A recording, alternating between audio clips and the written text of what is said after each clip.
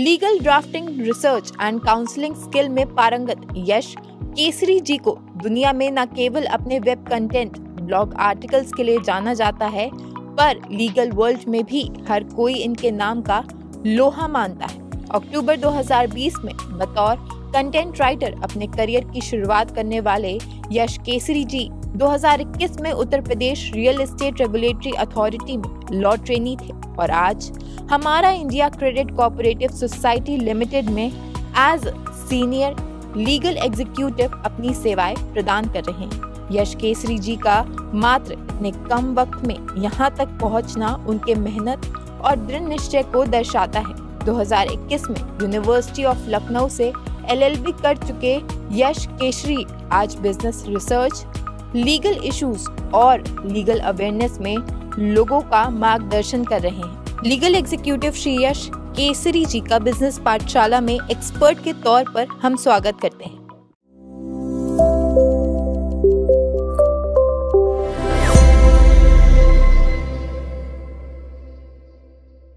नमस्कार, आदाब और जय हिंद मेरे भाइयों। कैसे हैं आप लोग? आज हम लोग का जो टॉपिक है इट्स वेरी इंपॉर्टेंट। ठीक है, लगभग जितने भी बिजनेसेस हैं जो ऑपरेट कर रहे हैं, जो ऑपरेट करना चाहते हैं या इन फ्यूचर उनको इजीली ऑपरेट करना है, उनको इस बात का ध्यान रखना होगा कि उनके पास इन्वेंट्रीज बहुत होती हैं। इन्वेंट्रीज को स्टॉकअप करना होता है, इन्वेंट्रीज को साइज अप करना होता है। उनको ये देखना होता है कि जो उनके पास इन्वेंट्रीज हैं वो इन्वेंट्रीज आसानी से लिस्ट आउट की जा सकें। लिस्ट आउट करने के लिए उनके पास कोड्स होते हैं। अब ये कोड्स जनरली कोड्स बोलते हैं बट उनको बार कोड्स बोलते हैं। ठीक है, तो इन बार कोड्स के लिए जो रजिस्ट्रेशन का प्रोसेस है, जो रजिस्ट्रेशन की प्रक्रिया है, उसको कैसे अपनाते हैं। ठीक है, बार कोड्स का मतलब ही क्या होता है, इसके अलावा कितने टाइप के बार कोड्स होते हैं। ठीक है, तो हम ये जानेंगे आज के प्रेजेंटेशन के थ्रू, आज के टॉपिक के थ्रू। ठीक है, तो ये हम लोग बेसिकली इंडियन बार कोड्स की बात करेंगे। ठीक है, ये इंडियन बार कोड्स ऐसे भी होते हैं जो ना केवल इंडिया में, इसके अलावा फॉरेन में भी आसानी से यूज किए जा सकते हैं। ठीक है, उसके लिए डिफरेंट टाइप के बार कोड्स होते हैं। ठीक है, तो अगर मैं छोटा एक या मोटा सा इंट्रो दूं तो इसमें सिर्फ इतना मतलब है कि ये जो हमारे पास बिजनेसेस हैं, जो हमारे पास जो भाई हैं, जो बंधु हैं, जिन्हें बिजनेस ऑपरेट करना है, वो बिजनेस ऑपरेट करने के लिए इन्वेंट्रीज स्टॉकअप करते हैं। ठीक है, कुछ के पास इन्वेंट्रीज होंगी। इन्वेंट्रीज भी कई तरीके की होती हैं। फॉर एग्जाम्पल, अगर आप किसी जनरल मार्केट या सुपर मार्केट में जाएंगे तो आपके पास दो टाइप के गुड्स होंगे। एक ऐसे जो पेरिशेबल नेचर के होंगे, जो समय के साथ एक्सपायरी डेट पे एक्सपायर हो जाते हैं। ठीक है, दूसरे ऐसे टाइप के गुड्स होते हैं जो शायद ही एक्सपायर हो। ठीक है, जिनकी कोई लगभग एक्सपायरी डेट नहीं होती है। ठीक है, तो ऐसे टाइप के गुड्स को, इन टाइप्स के गुड्स को डिफरेंट ये कैटेगरी के हिसाब से बारकोड्स अलॉट किए जाते हैं। ठीक है, तो बारकोड का अर्थ क्या है, इसको जानने से पहले एक बार उसकी छोटी सी हिस्ट्री भी समझ लेंगे। ठीक है, तो इसमें सिंपल सीधा क्या है, जॉर्ज जे लॉरर। तो जॉर्ज जे लॉरर एक ऐसे व्यक्ति थे जिन्होंने 1970 में बारकोड्स का इन्वेंशन किया। तो वो इन्वेंशन क्यों किया जाता है? Invention is the necessity. ठीक है, इन्वेंशन जमाने के हिसाब से नेसेसिटी होती है। ये सिंपलिस्टिक आइडिया है कि आपकी जरूरत होगी तो आप इन्वेंशन करेंगे। उनको ऐसी जरूरत इसलिए पड़ी क्योंकि सामान बहुत ज्यादा थे, लिस्ट करने में प्रॉब्लम हो रही थी, डेटा एंट्री करनी पड़ रही थी हर एक आइटम के लिए बार बार एंट्री, हर एक आइटम के लिए बार बार एंट्री। तो इससे बचने के लिए उन्होंने ऐसे कोड्स तैयार किए कि जिनको स्कैन किया जाए और स्कैन करते ही सारी इंफॉर्मेशन कंप्यूटर पर आ जाए। तो जैसे ही सारी इंफॉर्मेशन कंप्यूटर पर आ जाती थी, उससे चीजें आसान। सिर्फ एक बार बारकोड का अलॉटमेंट होना है। ठीक है, एक बार उस कोड में सारी प्रोडक्ट की जानकारी फीड कर देंगे। प्रोडक्ट का नाम क्या है, ठीक है, उस प्रोडक्ट का छोटा सा यूसेज क्या है, अगर एक्सपायरी है तो कब एक्सपायर होगा, ठीक है, किस टाइप की कैटेगरी में वो प्रोडक्ट आता है, ठीक है, एसेट्रा एक्सेट्रा। इतनी टाइप की चीजें उस कोड में फीड हो जाती हैं। ठीक है, अब वो जब कोड उन्होंने तैयार किया तो उन्होंने ये देखा कि इसके इतने फायदे हैं, टाइम कम लगना, ठीक है, चीजों को इजीली डिस्टिंग्विश कर लेना, कौन सा प्रोडक्ट किस कैटेगरी में आएगा, कौन सा प्रोडक्ट किस कैटेगरी में आएगा। सपोज करिए आप दो टाइप के प्रोडक्ट यूज कर रहे हैं। फॉर एग्जांपल मैं कहूंगा फेस क्रीम, दूसरा मैं कहूंगा फाउंडेशन। ठीक है, तो फेस क्रीम और फाउंडेशन में अंतर है। ठीक है, बहुत से लोगों के लिए मोटे मोटे तौर पर शायद अंतर ना हो, बट छोटा सा अंतर होता है। ठीक है, छोटा सा बड़ा सा जितना भी अंतर हो, बट जब आपके पास स्टॉकअप में आपके पास प्रोडक्ट आएगा। तो उसमें दिक्कत क्या होगी? उसमें दिक्कत यही हो जाएगी कि बॉक्स भर के सामान आ रहा है, बॉक्स भर के सामान आएगा तो आपको उसको डिफरेंशिएट करने में हो सकता अंतर हो जाए। तो जब आपके पास बारकोड होंगे, आप एक बार अपना स्कैनर उस पर दिखाएंगे और आपके पास पूरी जानकारी आ जाएगी। आप अपने एम्प्लॉय से कहेंगे कि आप इस सामान को इधर रख दीजिए, आप इस सामान को इधर रख दीजिए, तो चीजें आसानी से डिफरेंशिएट हो जाती हैं।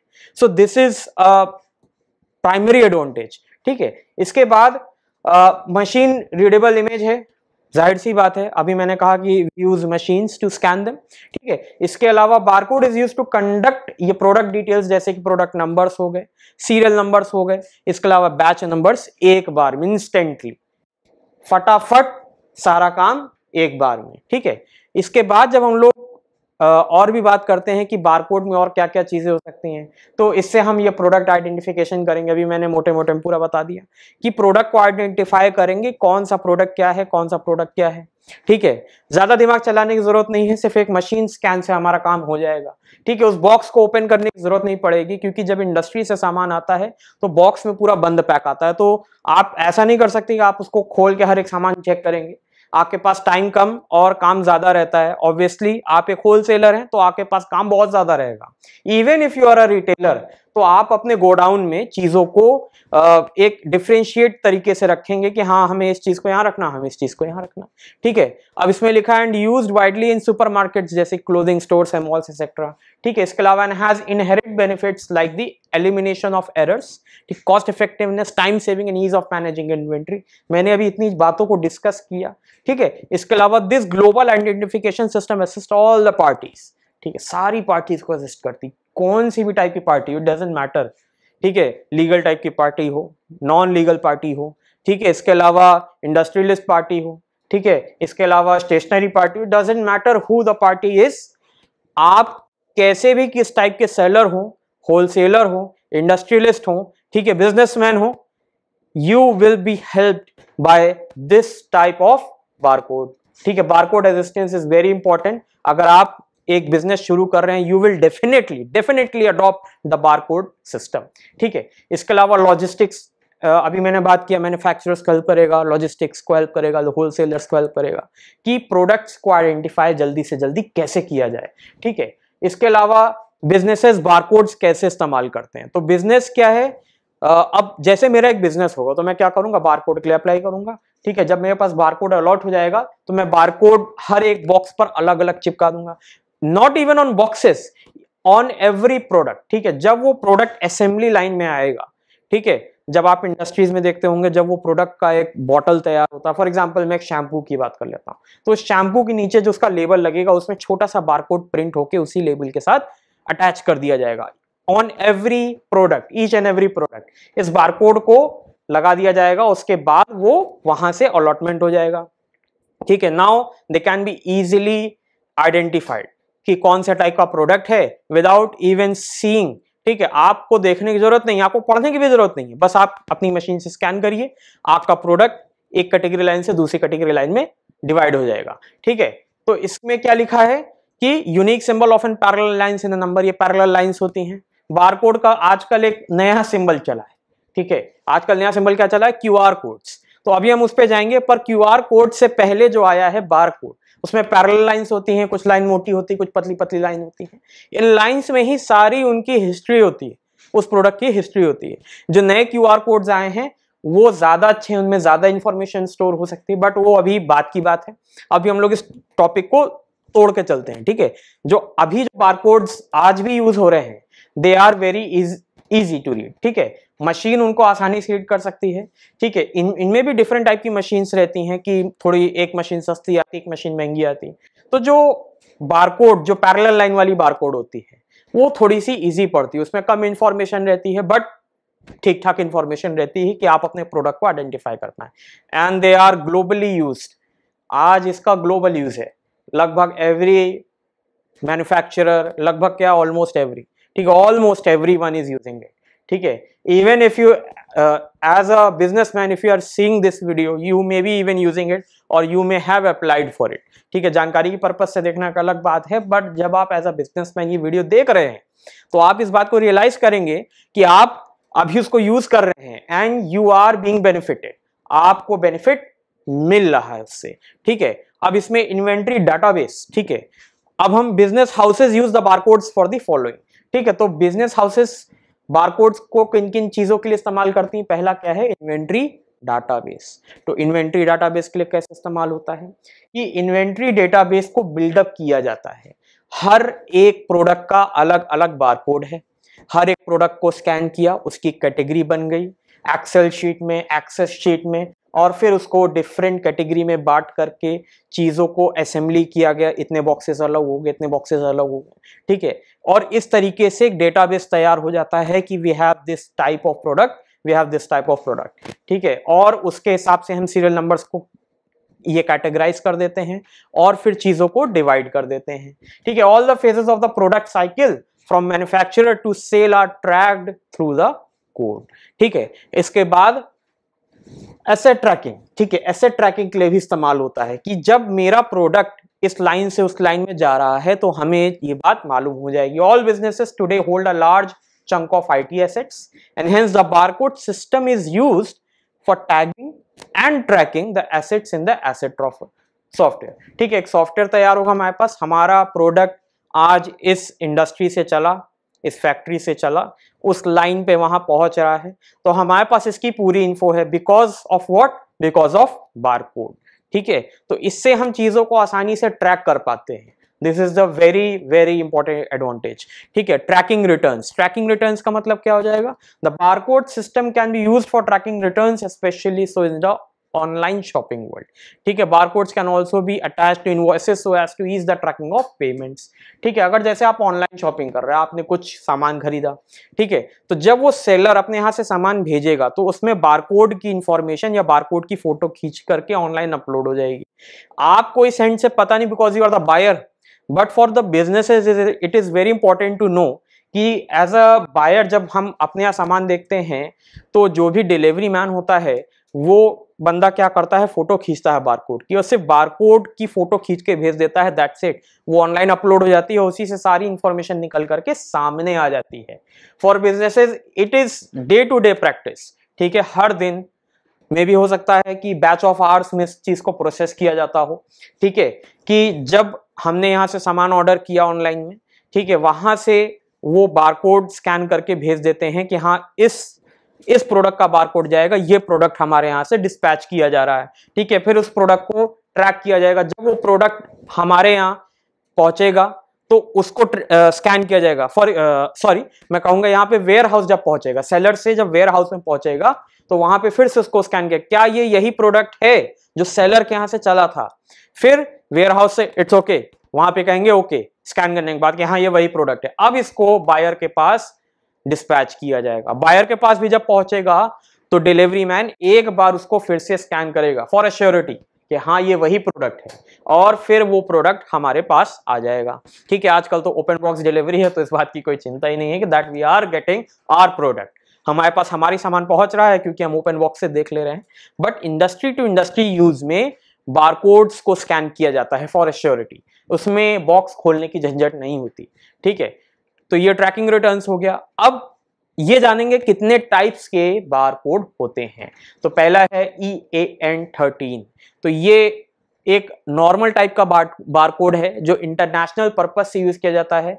इसे आज यूरोपियन आर्टिकल नंबर कहा जाता है। ये 13 डिजिट का नंबर होता है और ये यूरोप, इंडिया और बाकी कई देशों में इस्तेमाल किया जाता है। तो ये नॉर्मल बारकोड है, ठीक। इसमें नॉर्मल सी चीजें आ जाती हैं, आपको दिख रहा होगा आपके बगल में एक फोटो लगी है, नॉर्मल EAN वाला इस टाइप का बारकोड होता है। For example if you can see this type का EAN 13 है, ठीक है। UPCA की जब आप बात करेंगे तो UPCA एक यूनिवर्सल ये प्रोडक्ट कोड बारकोड है, ठीक है। ये 12 डिजिट बारकोड है जिसे जनरली कहाँ यूज करते हैं? US, कनाडा, UK, ऑस्ट्रेलिया और न्यूजीलैंड, ठीक है। इतने टाइप के देश ये बारकोड यूज करते हैं UPCA, ठीक है। डेटा बार बारकोड्स ऐसे बारकोड्स हैं जिन्हें जनरली फ्रेश फ्रूट प्रोडक्ट्स के लिए इस्तेमाल किया जाता है, ठीक है। इनमें ऐसी भी इंफॉर्मेशन होती है जैसे कब एक्सपायरी होगी, इसके अलावा उस स्पेसिफिक ये प्रोडक्ट का वेट क्या है, ठीक है।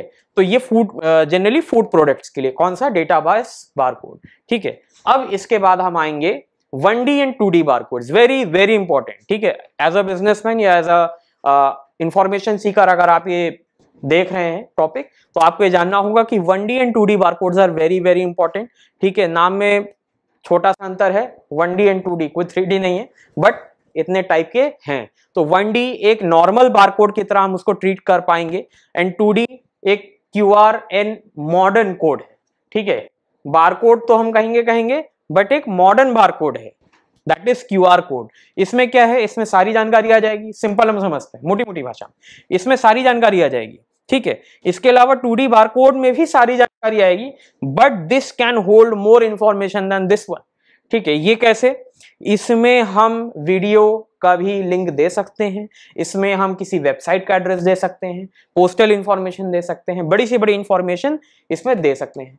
अब अगर हम चीजों को थोड़ा डीप में समझें तो 1D बारकोड क्या है, 14 वैट्स 1D बारकोड क्या है, GS1 अलॉट करता है, ठीक है। GS1 इंडिया में बारकोड रजिस्ट्रेशन ऑर्गेनाइजेशन है जो हमें बारकोड्स अलॉट करता है, 1D 2D या जिस टाइप का आपको जरूरत पड़ता है। फ्रेश फूड है तो डेटाबेस बारकोड आप ले सकते हैं, ठीक है। तो इसमें क्या है, ये ग्लोबल सप्लाई चेन्स को ट्रैक करने के लिए यूज किया जाता है।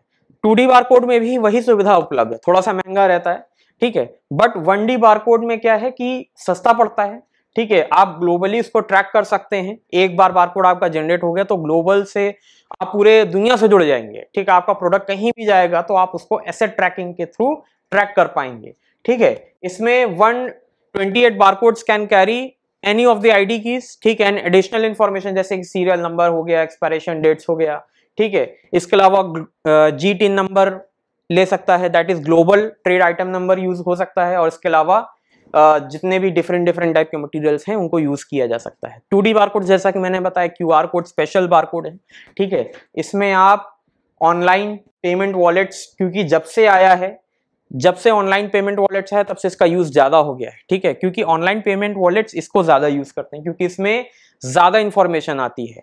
कितनी इंफॉर्मेशन आ सकती है, 7,000 to 4,000 कैरेक्टर्स, ठीक है। 7,000 डिजिट्स टू 4,000 कैरेक्टर्स, इतनी ज्यादा जानकारी इस छोटे से बारकोड में आ सकती है। दोनों ही बारकोड मतलब एक ज्यादा पैरेलल लाइन में है, थोड़ा फैला है, और एक बारकोड सीधा स्क्वायर शेप्ड है, but square shape barcode QR code में ज्यादा जानकारी जनरेट हो सकती है।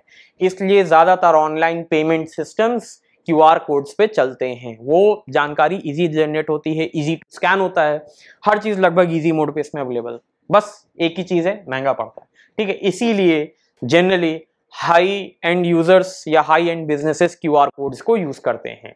But if you are getting it, मतलब आपको अगर सस्ता पड़ रहा है तो आप भी इसे अलॉट करवा सकते हैं, ठीक है। It can also be use to integrate with programs like office हो गया, SQL हो गया, सर्वर्स हो गया, ठीक है। ये आजकल बिजनेसेस के साथ बहुत ज्यादा यूज किया जा रहा है, this type of 2D barcode, ठीक है। 3D नहीं, 2D बारकोड है क्योंकि सेकंड डायमेंशनल है, जाहिर सी बात। तो इस छोटी सी पिक्चर में हमें क्या पता चलेगा कि कौन से टाइप का बारकोड है। ये UPC-A है, EN13 है, ठीक है। UPC-E है, UPC-A के एक्सटेंशन में E है, थोड़ी कम इंफॉर्मेशन है, सस्ता पड़ता है, इसीलिए छोटा सा बारकोड है। EAN8 है। अब इसके अलावा GS1 डेटा बार फैमिली, जिसमें फ्रेश फूड के प्रोडक्ट्स की लाइन है पूरा, ठीक है।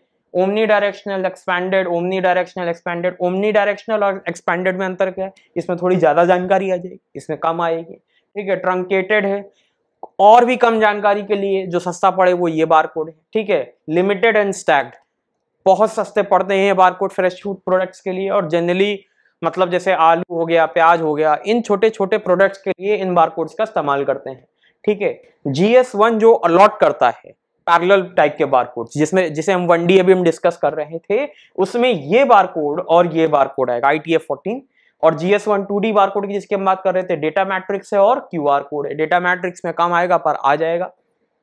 QR code is universal and holds a lot of information, ठीक है।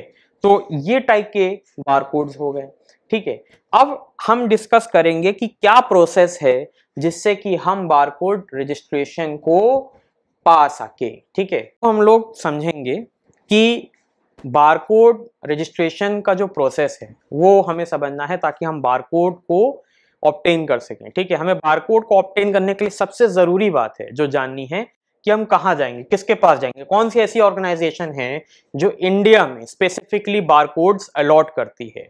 इसके लिए हम समझेंगे कि इंडिया में बारकोड्स अलॉट करने की एक ही ऑर्गेनाइजेशन है, दैट इज GS1 इंडिया। ठीक है, तो GS1 इंडिया की वेबसाइट या आप गूगल सर्च करेंगे तो आप वेबसाइट पे जाएंगे, वहां पे स्पेसिफिकली ये बात लिखी है कि वो बारकोड्स अलॉट करते हैं। ठीक है, तो केवल GS1 और बाकी अगर कोई आपसे ये कहता है कि हम आपको बारकोड्स अलॉट कर देंगे, that means they are the agents. वो एजेंट है आपके बिहाफ पर और GS1india.org पर वो अप्लाई करेंगे आपके बिहाफ पर। ठीक है, और जब वो अप्लाई कर देंगे तो जब आपका बारकोड आ जाएगा तो वही आपको बारकोड दे देंगे, आपसे कुछ फीस ले लेंगे। अगर आप बिजनेस हैं, if you are a businessman एंड अगर आप ये सोचते हैं कि अगर आपके पास इतना टाइम नहीं है, then you can employ the agents. आप एजेंट्स को यूज कर सकते हैं। अभी हम इस बात को जानेंगे कि बारकोड्स कौन अप्लाई कर सकता है। बिजनेस ओनर्स ही अप्लाई कर सकते हैं। सिंपल सीधा लॉजिक है कि बिजनेस ओनर्स अप्लाई करेंगे, इसके अलावा कोई भी अप्लाई कर सकते हैं। इसमें ये नहीं लिखा कौन से टाइप का बंदा अप्लाई करेगा। ठीक है, कोई भी अप्लाई कर सकता है। तो मेरे हिसाब से अगर लीगल टर्मिनोलॉजी देखा जाए तो हम उसको एजेंट्स बोल देंगे कि एजेंट्स के थ्रू आप अप्लाई कर सकते हैं। आप उनको उनका कमीशन दे दीजिएगा and they will give you your barcode applied from GS1 India. ठीक है, तो इसमें स्टेप्स क्या है? स्टेप्स क्या है? सीधा सिंपल है, फिल दी एप्लीकेशन फॉर्म आप भरेंगे। अगर आप खुद अप्लाई कर रहे हैं तो इन चीजों को जानना है कि fill the application, upload all the relevant documents. ठीक है, जो जो डॉक्यूमेंट आपसे मांगा जा रहा है वो सब आप अपलोड करेंगे। कौन से टाइप के डॉक्यूमेंट्स अभी आपको अपलोड करने हैं वो हम अभी आगे जानेंगे। ठीक है, choose the type and number of barcodes. अभी हमने देखा कि कितने टाइप्स के बारकोड हैं, उनमें से आपको चूज करना है कि आपको कौन सा बारकोड चाहिए। For this you need to ascertain your needs. आप कौन से टाइप के बिजनेस में हैं, आपका एरिया क्या है, क्या आपको 2D बारकोड की जरूरत है भी। ठीक है, because it holds a lot of information, you can use it anywhere. But आपको ये चीजें समझनी जरूरी है कि जब 2D बारकोड की हम बात करेंगे तो 2D barcode is not a very cost effective method. ठीक है, थोड़ा सा महंगा पड़ता है। ठीक है, जब आप अभी एक लिस्ट देखेंगे तो उस लिस्ट में 2D बारकोड की वैल्यू थोड़ी ज्यादा है। ठीक है, तो हम कौन सा टाइप का बारकोड लेंगे जो हमारी बिजनेस की नीड्स को फुलफिल कर दे। ठीक है, इसके अलावा कंफर्म ऑल दी डिटेल्स। जब आप इतनी चीजों से सहमत हो जाएं तो आप डिटेल्स को कंफर्म करेंगे। डिटेल्स को कंफर्म करने से पहले आप एक एक चीजों को फिर से वेरीफाई करेंगे, because once the barcode is allotted, it is allotted, it can not be changed further. ठीक है, आपको एप्लीकेशन लगानी पड़ेगी कि आपको बारकोड चेंज कराना है। And barcode it is not very easy, it is not very simple to change the barcode. Barcode की जो प्रोसेस है, जब इसको अप्लाई करेंगे तो 7 से 8 दिन का प्रोसेस होता है पूरा का पूरा। वो प्रोसेस पूरा होने के बाद ही आपको बारकोड जनरेट होकर मिलेगा।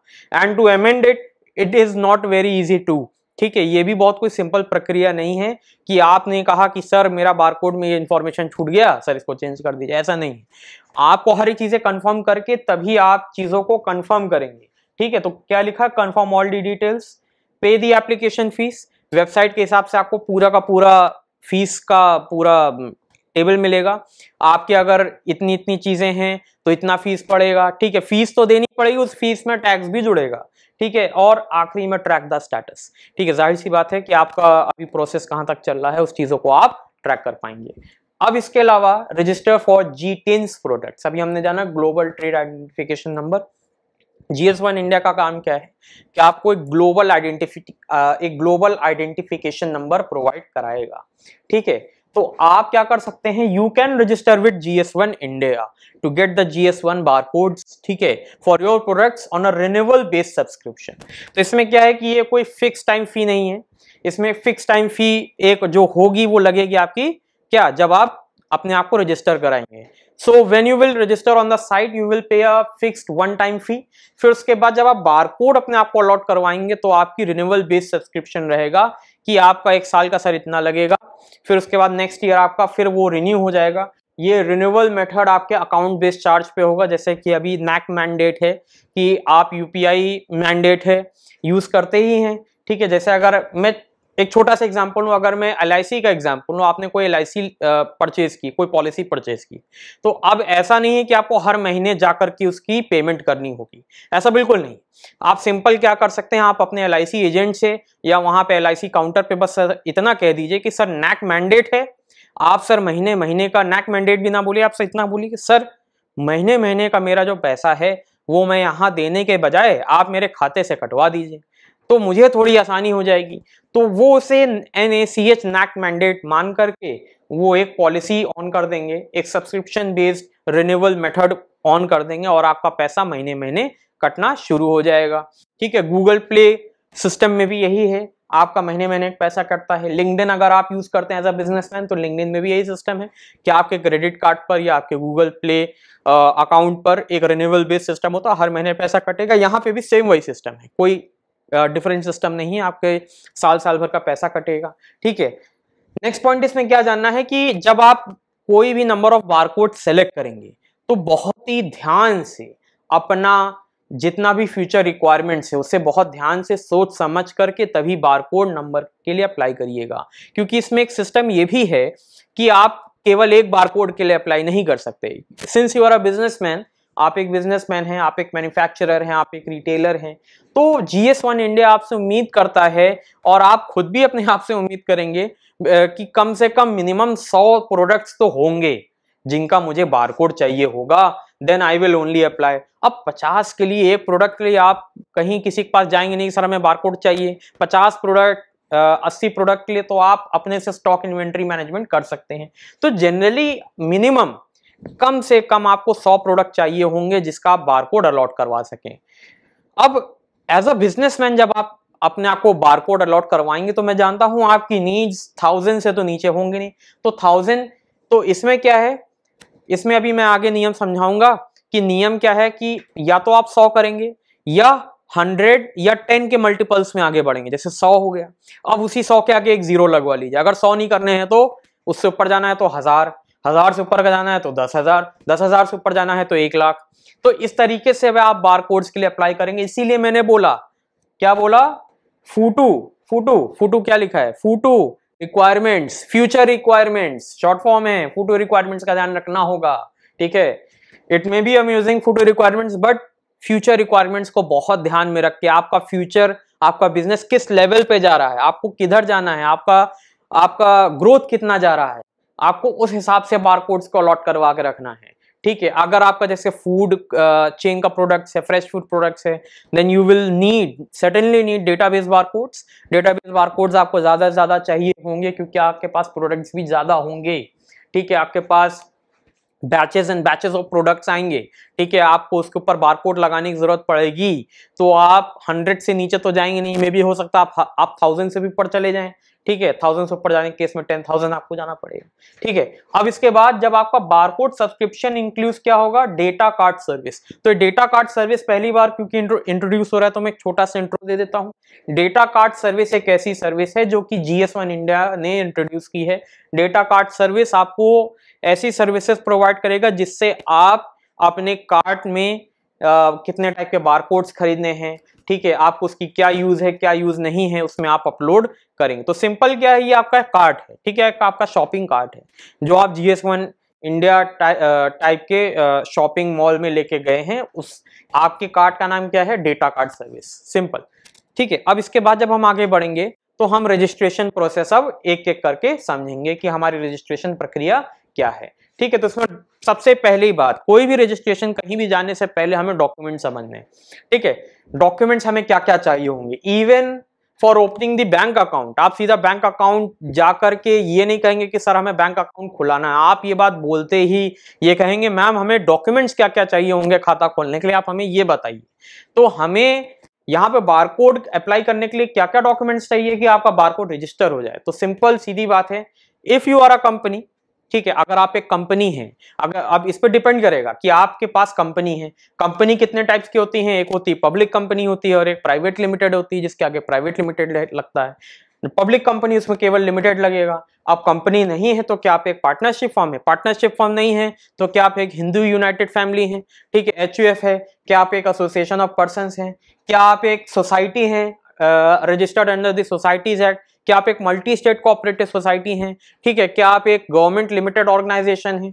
तो ये सब चीजें डिफर करती हैं जब आप बारकोड अप्लाई करते हैं, ठीक है। इन्हीं चीजों के ऊपर आपकी फीस भी डिफर करती है, ठीक है। अगर आप एक ये प्राइवेट लिमिटेड कंपनी है, ठीक है, आपको इतने सेट्स ऑफ बारकोड्स की जरूरत है तो आपका इतना पैसा लगेगा, नहीं तो कुछ और पैसा लगेगा। तो आपको उस कंपनी के, उस ऑर्गेनाइजेशन के पेपर्स तैयार रखने हैं ऑन हैंड, ठीक है।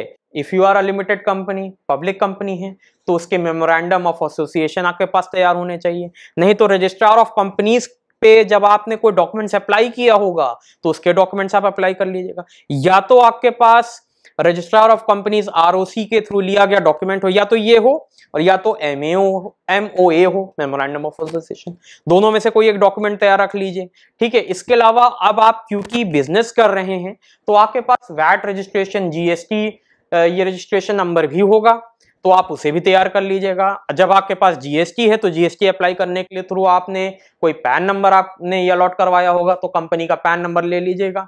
If you are a partnership firm, तो पार्टनरशिप फर्म के केस में क्या होगा कि पैन नंबर तो चाहिए होगा, वैट नंबर तो चाहिए ही होगा। इसके अलावा एक स्पेसिफिक चीज चाहिए जो कि कंपनी के केस में चाहिए होता है।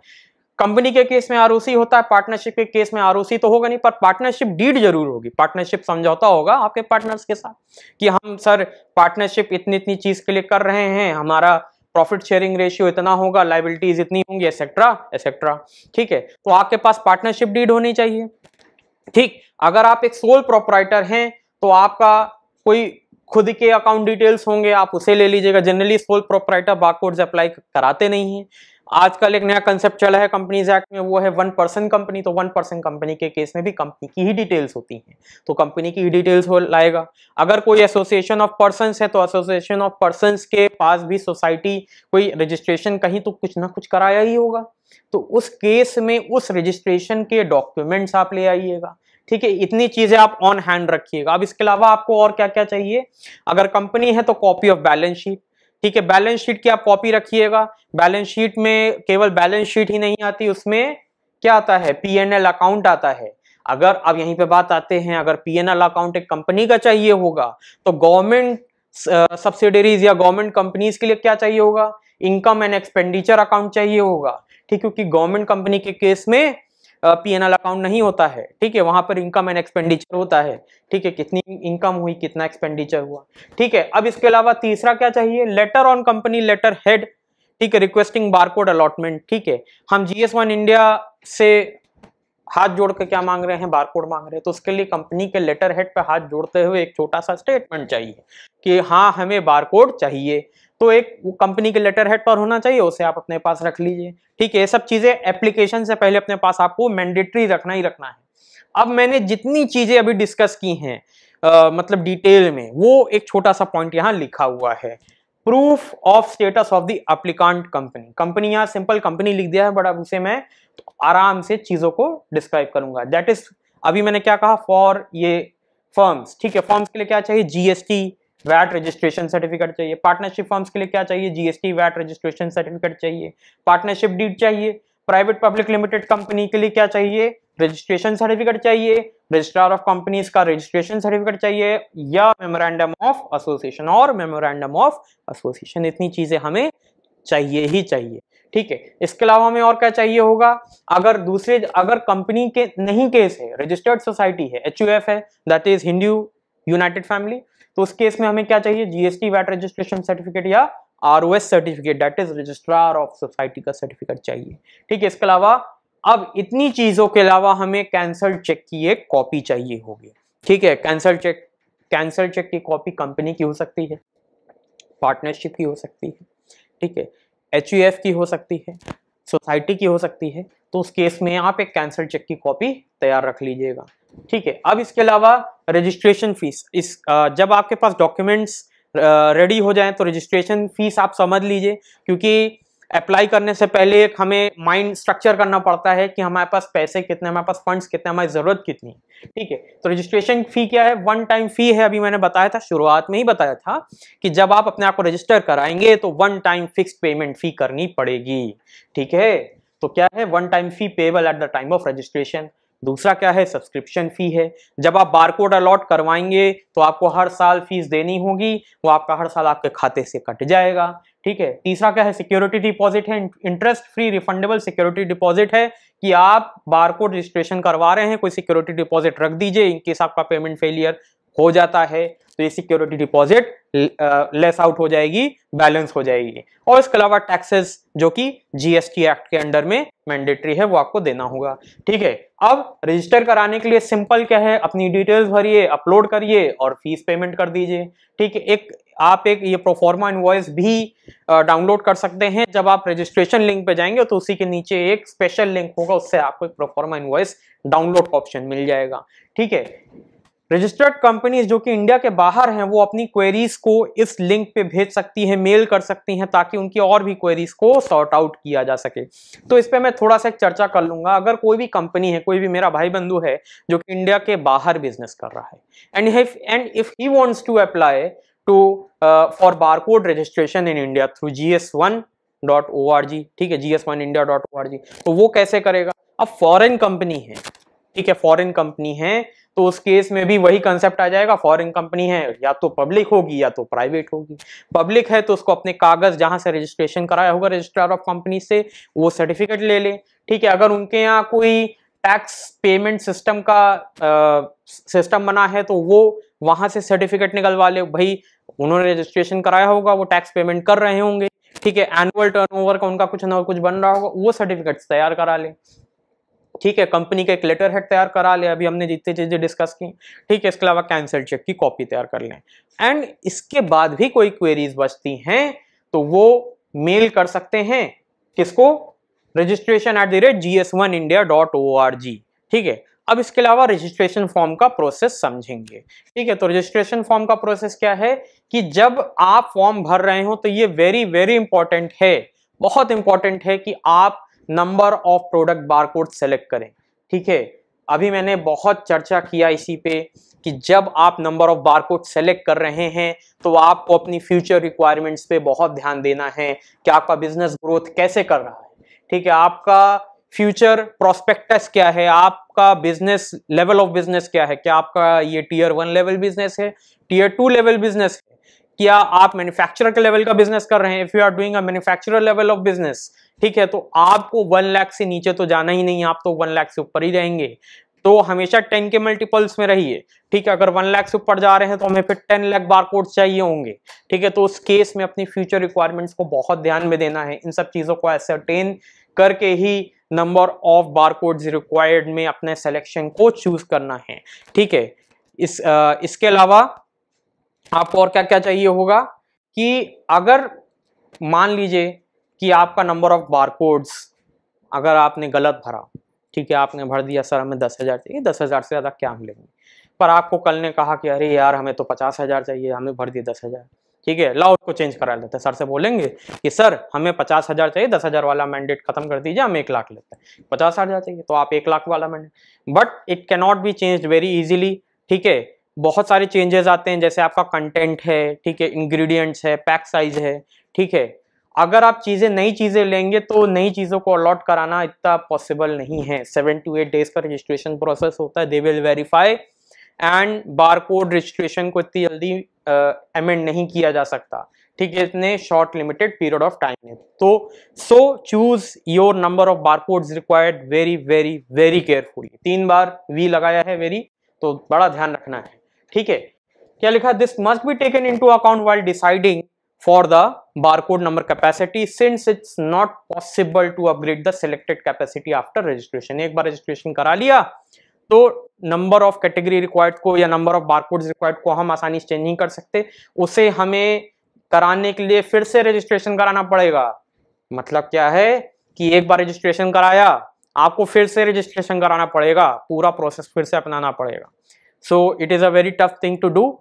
ठीक है। चीजों को माइंड मेकअप करके एक बार बारकोड के लिए ध्यान से अप्लाई कीजिए या करवाइए, फिर आराम से चीजों को सॉर्ट आउट करिए। ठीक है। इसके बाद क्या हमें क्या करना है, देखिए मैंने आपको समझाया था, यहाँ पे वही चीज लिखी है, the GN10s are available in the batches of 100, 1000, 10,000, 1 lakh and above.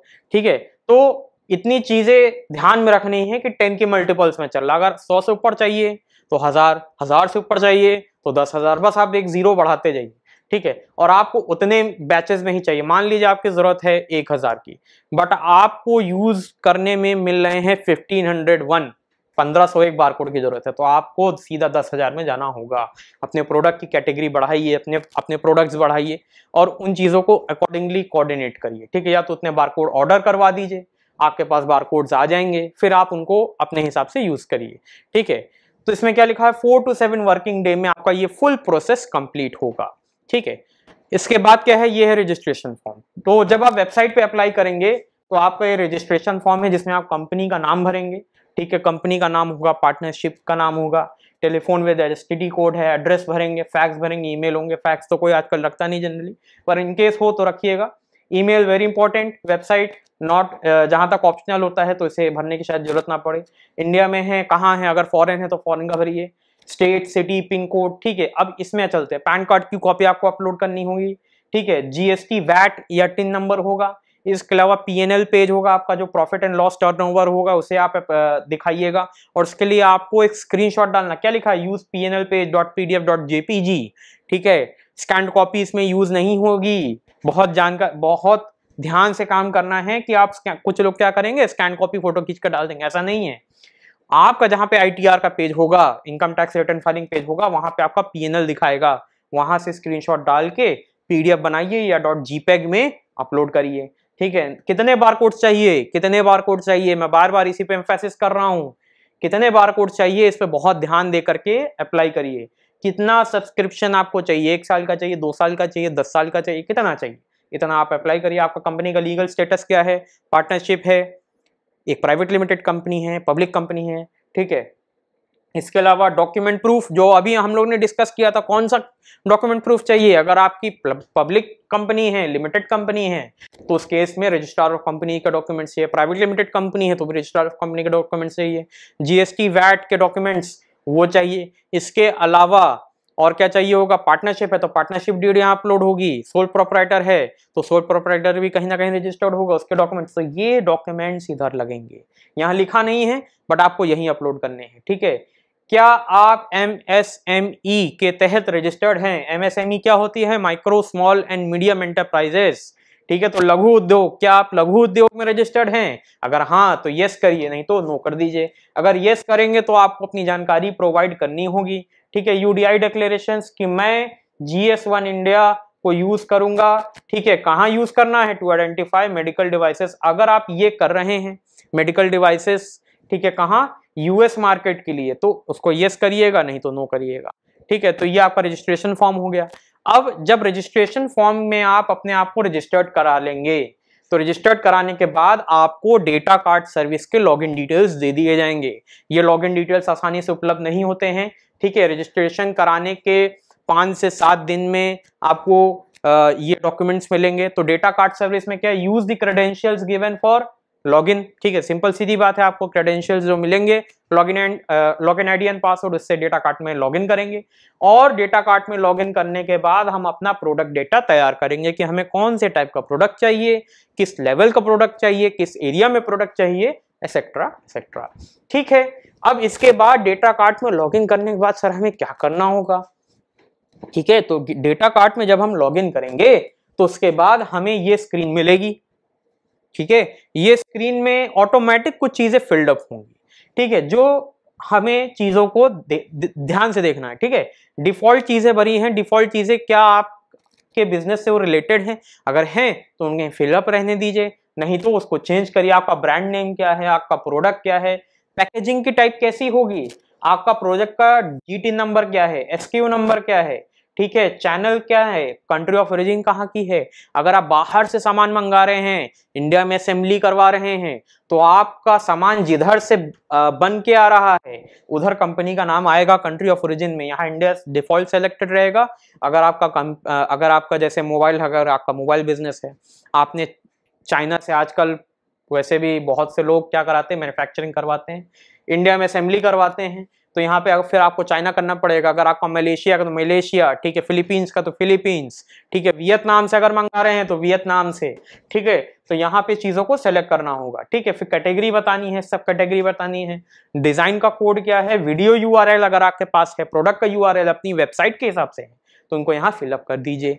इतनी चीजें करने के बाद स्टेप 3 क्या है, GTIN हमें पाना है।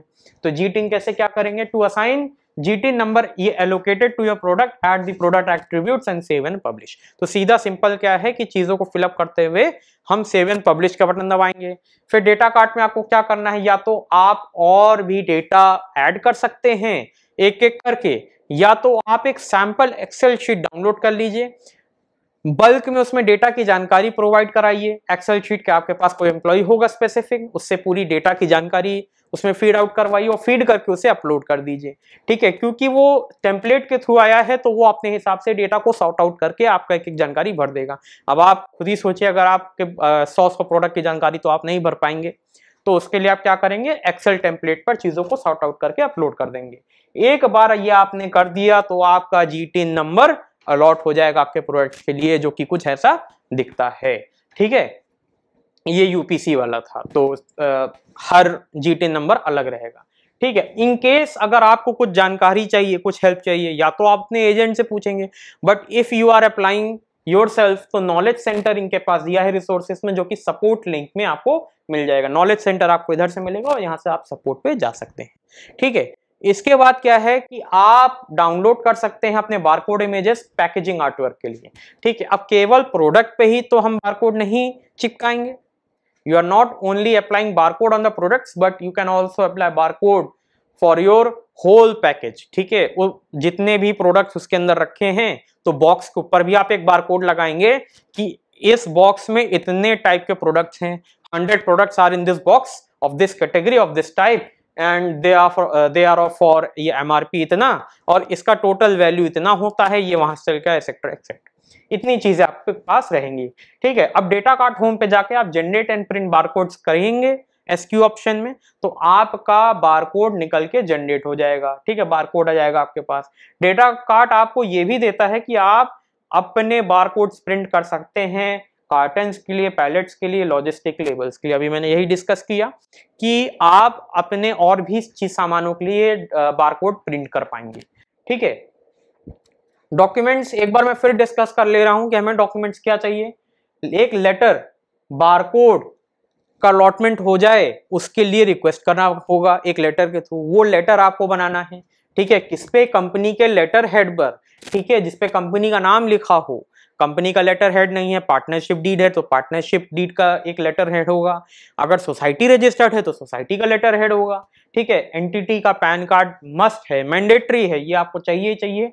बैलेंस शीट जो कि ऑडिटेड हो कि उसकी कॉपी चाहिए, ठीक है। इसमें क्या लिखा है, ऑडिटेड, तो ऑडिटेड बैलेंस शीट होनी चाहिए। बैलेंस शीट में केवल बैलेंस शीट नहीं, PNL अकाउंट भी होता है, तो ध्यान रखिए आपके पास PNL account, in case government organisation है तो उस केस में आपको क्या चाहिए होगा, इनकम एंड एक्सपेंडिचर अकाउंट, ठीक है। रजिस्ट्रेशन सर्टिफिकेट किसका चाहिए होगा, GST या VAT का। इसके अलावा इनकॉर्पोरेशन या पार्टनरशिप डीड का सर्टिफिकेट चाहिए होगा। मेमोरेंडम ऑफ एसोसिएशन या articles of association, copy of cancelled cheque. और इसमें मैंने एक चीज ऐड नहीं की थी, वो ऐड क्या है, ROC का सर्टिफिकेट चाहिए। अगर सोसाइटी रजिस्टर्ड है तो ROS का सर्टिफिकेट चाहिए। इतनी चीजें किसके जगह पर आ जाएंगी, और या तो ये चाहिए या तो ये चाहिए, ठीक है। अब इसके आगे बढ़ेंगे, बारकोड रजिस्ट्रेशन की फीस क्या रहेगी। तो बारकोड रजिस्ट्रेशन की फीस डिफर करती, बहुत सारे केसेस हैं, अराउंड 100 केसेस हैं जहां पर बारकोड रजिस्ट्रेशन की फीस डिफर करेगी, पर डिफर 3 चीजों पे करती है। पहला, कंपनी का टर्नओवर क्या होगा, दूसरा, नंबर ऑफ बारकोड्स आपको कितने चाहिए, और तीसरा, आपका सब्सक्रिप्शन पीरियड कितना रहेगा, ठीक है। इसके अलावा depending on these factors fees कितने से कितने जा सकती है, मिनिमम 44,000 टू 2,20,000, 44,000 से लेकर के सर 2,20,000 तक फीस हमारी लग सकती है। ज्यादा से ज्यादा 2,20,000 और कम से कम 44,000 तो हमें देना ही होगा, इंक्लूडिंग टैक्स, ठीक है। अब इतनी चीजें हमने समझ ली, तो अब एक छोटा सा फिर से हम ओवरव्यू लेते हैं। बारकोड रजिस्ट्रेशन के फायदे क्या हैं। हमारे जो बिजनेस करने वाले बंधु हैं उनको ये जानना बहुत जरूरी है कि बारकोड लेने से उन्हें क्या फायदा होगा। पहला फायदा क्या है, रिड्यूसेस एरर। तो गलती कम से कम होगी, बहुत कम से कम गलती होगी। Human error is very common. ये बात जानना बहुत जरूरी है कि अगर हम किसी भी इंसान से काम कराते हैं सो वो इंसान गलती जरूर करेगा, क्योंकि अगर इंसान गलती नहीं करेगा तो देन ही विल बिकम और she will become a God.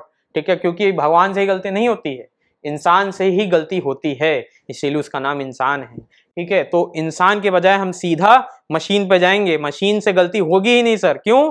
क्योंकि उसका सीधा सीधा फंडा है, बारकोड्स पैरेलल लाइन में जनरेट होंगे, उन पैरेलल लाइन में उतनी जानकारी होगी जितनी उनको चाहिए। इंसान के दिमाग में तो सर बहुत सी चीजें चलती रहती हैं, कुछ ये चल रहा है, आज हमें वहां ट्रैवल करना, आज इधर ट्रैवल करना है, तो जब वो सामान की जानकारी फीड करेगा, जब ऐसी ऐसी जानकारी आएगी तो फीड कर देगा, कुछ भी गलती हो सकती है।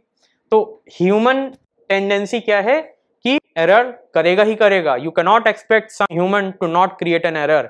एरर होगी, उस एरर को हम हटाने के लिए क्या कर सकते हैं, मिनिमाइज करने के लिए क्या कर सकते हैं, बारकोड के लिए अप्लाई कर सकते हैं।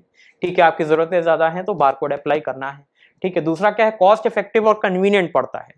अब ह्यूमन रिसोर्स क्या है, इट इज मतलब एक्सपेंसिव। ह्यूमन रिसोर्स अगर अच्छा भी है तो एक्सपेंसिव भी है। ह्यूमंस को अगर हम एम्प्लॉय कर रहे हैं तो बहुत मतलब एक्सपेंसिव पड़ता है, बट बारकोड्स अप्लाई करेंगे तो उसके में कॉस्ट इफेक्टिवनेस पड़ जाएगी, कम से कम पैसे में ज्यादा से ज्यादा काम होगा। ठीक है, कन्वीनियंट पड़ता है कि अब एक सिंगल विंडो फ्रेम तैयार किया है गवर्नमेंट ऑफ इंडिया ने gs1india.org के माध्यम से, कि जहां से आप सीधा बारकोड अप्लाई कर देंगे। पहले के जमाने में ऐसा नहीं होता था, पहले हमें फिजिकली अप्लाई करना पड़ता था दिल्ली जा करके, अब ऐसा नहीं है, सीधा आप अपने एजेंट के थ्रू अप्लाई करवा दीजिए या आप खुद अप्लाई कर दीजिए। आप ट्रैक कर पाएंगे, 5 से 7 दिन में आपका बारकोड बन के आपके सीधा लैपटॉप में या कंप्यूटर में आ जाएगा, बस आप उसको प्रिंट करवा लीजिए, काम, दैट्स इट। तो क्या है, कॉस्ट इफेक्टिव एंड कन्वीनियंट। ठीक है, अब इसके बाद क्या है, एक एडवांटेज और था, वो है डिटेल्ड इंफॉर्मेशन। ठीक है, आपको छोटी से छोटी इंफॉर्मेशन या बड़ी से बड़ी इंफॉर्मेशन आपको सिंपल बारकोड में मिल जाएगी। ठीक है, अभी क्या है कि इंसान का attention span time around 15 seconds का हो गया। इंसान इससे ज्यादा आजकल ध्यान नहीं दे पाता। रील्स लोग बहुत चलाते हैं, ठीक है, फेसबुक पे रील्स देखते हैं, इंस्टाग्राम पे रील्स देखते हैं, Snapchat is very common, YouTube shorts बहुत कॉमन है। तो उसमें क्या होता है कि इंसान 15 सेकंड का वीडियो देखता आप कर देता। तो इंसान का इतना अटेंशन स्पैन टाइम नहीं है कि चीजों को याद करके समझ सके। ठीक है, बारकोड्स में क्या चीजें ईजी हो जाएंगी कि ज्यादा से ज्यादा इंफॉर्मेशन एक सिंगल विंडो फ्रेम में तैयार हो जाएंगी या 2D बारकोड में तैयार हो जाएंगी, और आप उसको किसी को भी दे सकेंगे, आइदर फॉर पेमेंट और आइदर फॉर क्या कहते हैं, ये प्रोडक्ट इंफॉर्मेशन। ठीक है, इसके अलावा अब आपको और क्या क्या है, ऑप्टिमाइज्ड इन्वेंट्री। तो सीधी सीधी बात है कि अगर मैं बारकोड अप्लाई कर रहा हूं, मैंने बार बार ये डिस्कस किया कि हम अपने प्रोडक्ट्स को डिफरेंट डिफरेंट कैटेगरी में डिवाइड करेंगे, हमारी इन्वेंट्री बहुत अच्छे से कैटेगराइज हो जाएगी। ठीक है, सिर्फ एक स्कैनर और एक बारकोड के माध्यम से।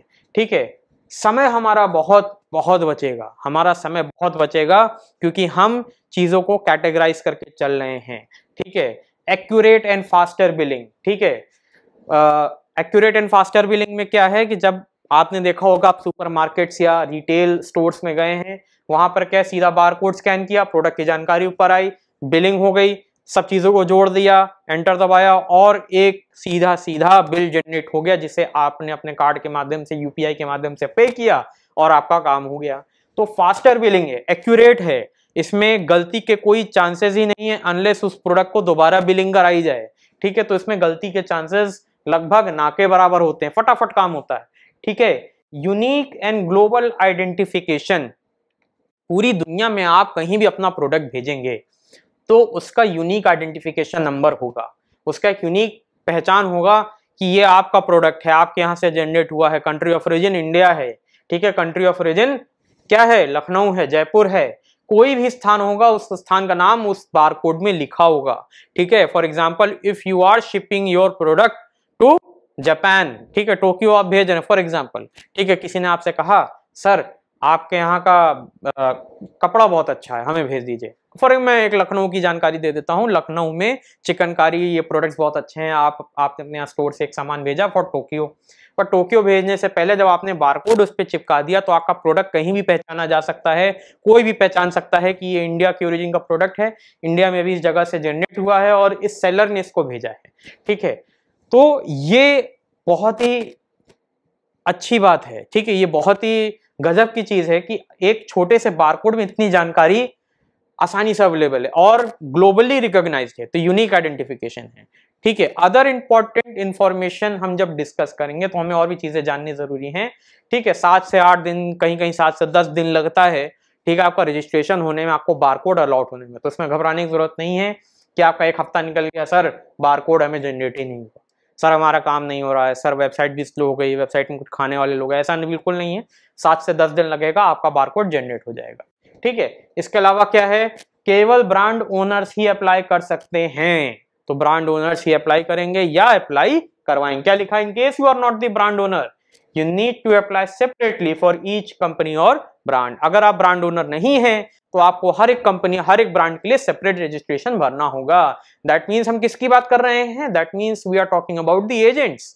ठीक है, इफ अगर मेरे एजेंट भाई बंधु ये वीडियो देख रहे हैं तो उन्हें जानना है, जरूरी है कि हर कंपनी, हर ब्रांड के लिए अलग अलग रजिस्ट्रेशन फॉर्म भरना होगा, अलग अलग लॉगिन आईडी पासवर्ड तैयार होंगे। आप एज एन एजेंट अपनी आईडी केवल नहीं बनवा सकते, आपको हर ब्रांड को मैनेज करना होगा। ठीक है, you may apply for barcode numbers out of multiple capacity options of 1000, ठीक है, 100, 1000, 10,000 और 1 लाख नंबर्स। या तो 100 चाहिए होंगे, या तो 1000 चाहिए होंगे, या तो 10,000 चाहिए होंगे, या तो 1 लाख चाहिए होंगे। तो हमने इतनी बात जानी कि बारकोड क्या होता है, बारकोड का रजिस्ट्रेशन के लिए अप्लाई कैसे करें, बारकोड के फायदे क्या हैं। नुकसान तो शायद ही हो, नुकसान शायद एक ही होगा, वो आपकी जेब पर होगा, बट फायदे बहुत ज्यादा है। ठीक है, फायदे क्या हैं, ठीक है, अप्लाई कैसे करें, ठीक है, अप्लाई करने में क्या क्या दिक्कतें सामने आएंगी। दिक्कतें 1-2 हो सकती हैं कि आपके पास डॉक्यूमेंट कम हो। ठीक है, हो सकता है कि आपके पास अभी आप एजेंट के थ्रू अप्लाई करवा रहे हो, तो एजेंट को भी आपको ट्रैक करना होगा कि हाँ भाई हमारा बारकोड रजिस्ट्रेशन का प्रोसेस किस फेज में पहुंचा है। ये चीजें आपको हैंडल करनी होंगी, तो आपका बारकोड का रजिस्ट्रेशन हो जाएगा। जो बिजनेसमैन हमारे इस वीडियो को देख रहे हैं वो इन चीजों को समझ लेंगे तो चीजें आगे थोड़ी आसान हो जाएंगी, because documents required is a very important phase. आपको अपने documents any time during the course of registration अपने पास रखना होगा, जिससे आपकी चीजें आसान बनी रहे। ठीक है, इसके अलावा जब बारकोड हम अप्लाई करते हैं तो उसे बाद में बदला नहीं जा सकता। मैंने यही चीजें बार बार एम्फेसिस की है कि एक बार नंबर ऑफ बारकोड्स आपने अप्लाई कर दिए तो फिर से चेंज नहीं किए जा सकेंगे, आपको एक सेपरेट रजिस्ट्रेशन चाहिए होगा। तो अपने बिजनेस के फ्यूचर रिक्वायरमेंट्स को देखते हुए आप बारकोड जितने आपको चाहिए होंगे उसके लिए अप्लाई करिएगा।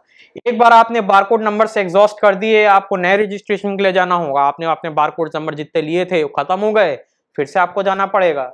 ठीक है, कुछ केसेस में एडिशनल कंपनी डॉक्यूमेंटेशन लग जाती हैं, जहां पर उनको लगता है कि आपको एडिशनल डॉक्यूमेंट्स अपलोड करने हैं, वहां पे आपको एडिशनल डॉक्यूमेंट्स अपलोड करने होंगे। ठीक है, सब्सक्रिप्शन एक्सपायर होने से पहले क्या होगा, रिन्यू हो जाएगी, ताकि आप बारकोड नंबर्स लेते रहें। ठीक है, अदर एडमिनिस्ट्रेटिव चार्जेस में अलग अलग टाइप के एडमिनिस्ट्रेटिव चार्ज हैं, जैसे कि आपको डुप्लीकेट रजिस्ट्रेशन चाहिए, लाइसेंस सर्टिफिकेट चाहिए, फीस कितनी है 250 पर केस, जीएसटी आप जोड़ लीजिए 18% से तो 295। इसी तरह आपका कंपनी का नाम आप चेंज कर रहे हैं रिकॉर्ड्स में तो 1180 1180 रुपए इंक्लूडिंग जीएसटी।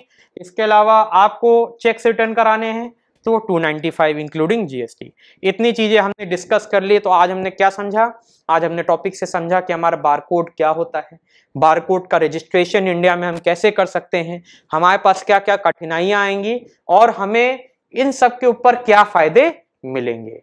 तो दोस्तों मैं इसी के साथ आप लोग से विदा लेता हूं। नमस्कार, आदाब और जय हिंद।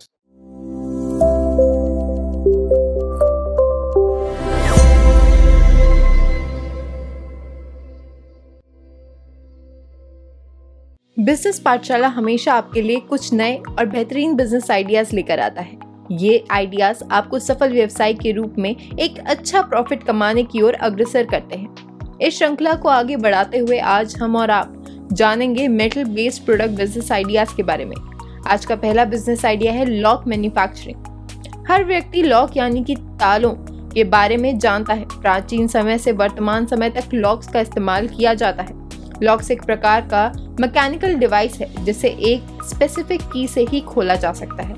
इसे हाउसेस, वॉल्स और बिल्डिंग्स की सिक्योरिटी के लिए यूज किया जाता है।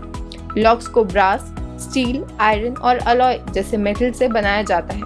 आमतौर पर मार्केट में डेड बोल्ट्स, पैडलॉक्स, नो ब्लॉक्स और लिवर्स जैसे लॉक्स देखने को मिलते हैं। आजकल मार्केट में फिंगरप्रिंट स्कैन लॉक्स और स्मार्ट डोर लॉक्स भी काफी ट्रेंड में हैं। लॉक मैन्युफैक्चरिंग बिजनेस आपको कामयाबी के शिखर पर लेकर जा सकता है। इस बिजनेस को शुरू करके आप लगभग 10 से 12% प्रॉफिट अर्न कर सकते हैं। लॉक मैन्युफैक्चरिंग बिजनेस को स्मॉल स्केल में शुरू करने के लिए आपको 1800 से 2000 स्क्वायर फीट एरिया, 15 से 18 किलोवाट पावर कनेक्शन, 12 से 15 मैन पावर और 32 से 35 लाख रुपए इन्वेस्टमेंट की आवश्यकता होगी। आज के सेगमेंट का सेकंड बिजनेस आइडिया है connecting rod manufacturing. Connecting rod automobile engine का एक पार्ट होता है। ये carbon steel, micro alloyed steel और स्फेरोडाइज्ड ग्रेफाइट कास्ट आयरन से बनाए जाते हैं। अपने नाम की तरह ये रॉड इंजन के पिस्टन और क्रैंक शाफ्ट को कनेक्ट करता है। इसका मेजर फंक्शन इन दोनों पार्ट्स के बीच मोशन को ट्रांसफर करना होता है। इन्हें ऑटोमोबाइल्स के इंटरनल कंबशन इंजन्स और स्टीम इंजन्स में इस्तेमाल किया जाता है और ये engines boats, ship, airplanes, factories और ट्रेन्स में भी यूज होते हैं। कनेक्टिंग रॉड्स का इतना इस्तेमाल होता है तो आप इसके मार्केट और प्रॉफिट पोटेंशियल का अनुमान लगा सकते हैं।